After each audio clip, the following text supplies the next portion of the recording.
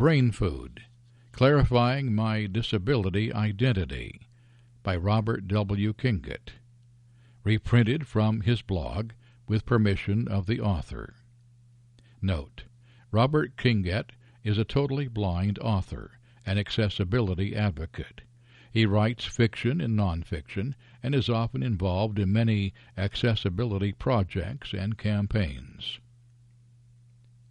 I love all of my fans.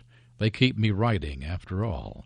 Even though I keep my offline and online lives relatively separate, with a few exceptions, there's one aspect of my identity that I won't hide or put in second place: my disabilities. My fans make me think, which is amazing because I don't know the majority of them. In truth, I have no desire to get to know my fans on a deeper level than, well, fans. That kind of special designation goes to my friends.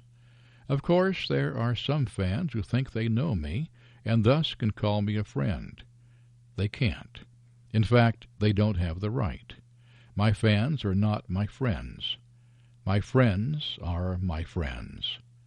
Still, like I said, fans make me think. Introspection is always good.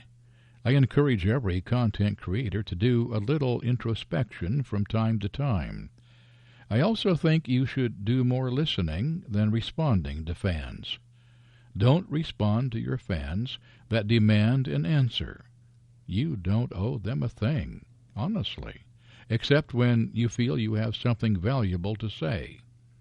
I'd like to share with you the text of an email I received today, and my response. Hi, Robert. I've always loved your work. I love your disability-related stories and essays and more. But something has always bugged me about how you identify yourself, which is problematic in my opinion. You always put your disability and orientation before your personhood. For example, Robert Kinget is a disabled gay man. Robert Kinget is a blind gay man. Robert Kinget is a blind writer. It honestly sounds like you are diminishing yourself because you're really smart and funny and just a great writer in general. Blindness doesn't define me, so why do you let it define you? I don't get it. And here's my reply, for what it's worth. This goes for anybody else who's furious or confused because I appear to play what the Internet unironically calls identity politics. Yes, disabled people and people with disabilities think this way, that you shouldn't have to play identity politics. I reject this mindset completely. It's toxic thinking and gets in the way of doing effective activism.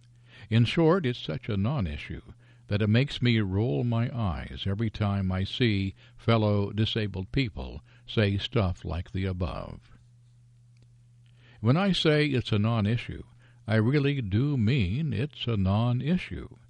Anybody who knows disabled people will know that the disability does not define their personality.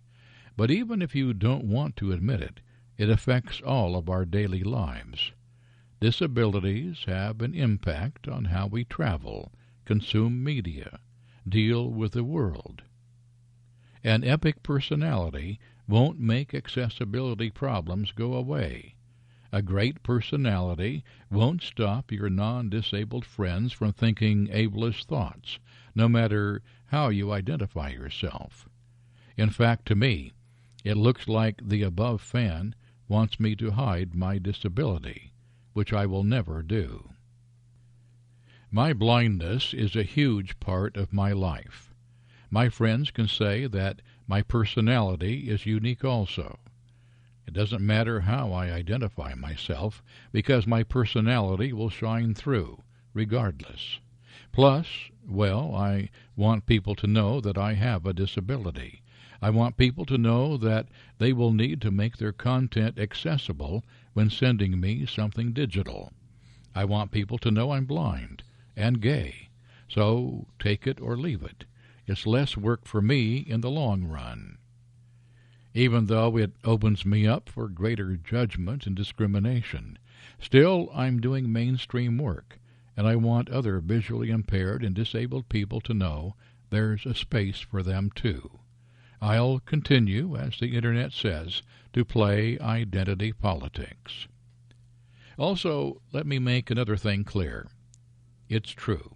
I'm very much left-leaning. Some say I'm a socialist. Some say I'm liberal. I'm all of those things, and then some. I'm definitely not right-leaning at all. Is that all you got? I've got way too much stuff to do to worry about how I'm portraying disabilities and the disability experience to people without disabilities. At the end of the day, advocacy, media, and change are far more important than first impressions. Robert Kinget, https://blindjournalist.wordpress.com/contact-this-blogger/